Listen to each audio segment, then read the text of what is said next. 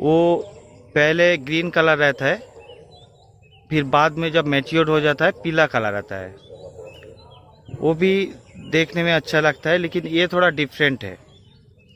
ये जो प्लांट है इसको वेरिकेटेड आता है, मतलब दो कलर का आता है। ये छोटा से जैसा है, अगर मैच्योर हो जाएगा तब भी ऐसा ही कलर रहेगा। मैं ये नज़दीक से दिखा रहा हूँ। इसको जो प्लांट है ये देख लीजिए।